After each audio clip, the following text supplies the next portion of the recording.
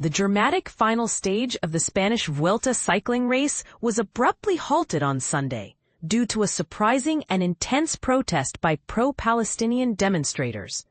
This unexpected disruption sent shockwaves through the event, which had been unfolding peacefully until tensions escalated near the finish line in Madrid. As the cyclists approached the concluding segment of the race, some protesters carrying banners critical of Israel chose to block parts of the route, causing the riders to come to a complete stop. This confrontation soon led to clashes between the police and protesters, creating a chaotic scene just kilometers away from what should have been a celebratory end. Although the cyclists dismounted and paused, race officials have not yet made an official call to end either the stage or the overall competition. With roughly 50 kilometers, about 31 miles left in the final stretch, it appears increasingly unlikely that the race will continue. Adding context, Jonas Vingegaard, representing Visma Lease Bike, was poised to clinch the overall victory.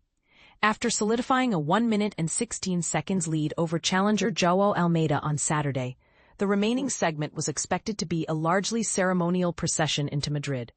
The disruption saw protesters throwing barricades onto the course within the finishing circuit of Madrid, where riders were supposed to complete 9 laps. Several hundred demonstrators remained on the roads designated for the race, with anti-Israel signs prominently displayed not only on the streets, but also hanging from nearby buildings. The protesters were positioned dangerously close to the award ceremony podium, casting doubt on whether the final presentations could proceed as planned.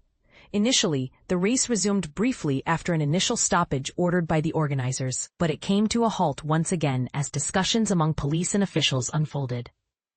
Throughout this turmoil, supporters waved Palestinian flags and shouted jeers as the team support vehicles passed them along the course.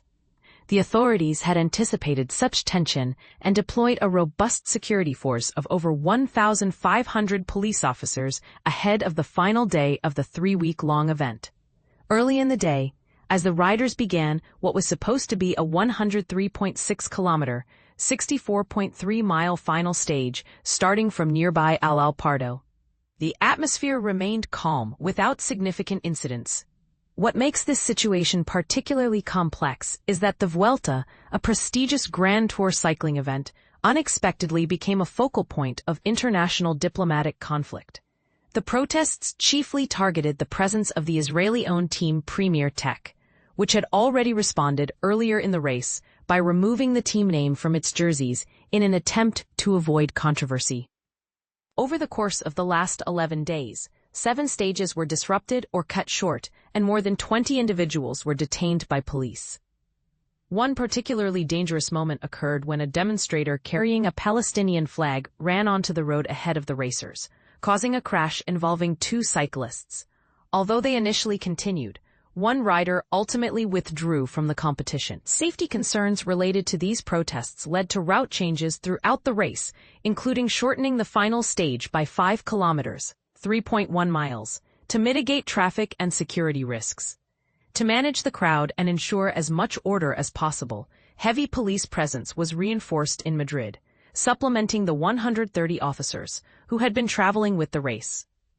Along the course, observers reported seeing military-style trucks, officers equipped with riot gear, as well as mounted police units. Authorities were preparing for an influx of around 6,000 protesters expected to march in the Spanish capital, alongside approximately 50,000 cycling fans eager to witness the dramatic conclusion. If the race were to be officially concluded with no further stages, Jonas Vingegaard would claim his 3rd Grand Tour victory, adding this win to his 2 previous Tour de France titles from 2022 and 2023. Yet, this intersection of sports, politics, and public protest highlights how global conflicts can ripple into even the most international and traditionally neutral arenas. But here's where it gets controversial.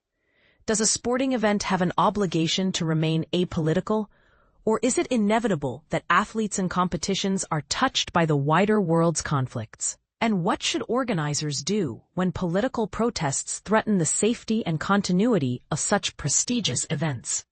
We'd love to hear your thoughts. Do you agree with how this was handled, Or do you feel the protests were justified and necessary? Join the conversation and share your perspective.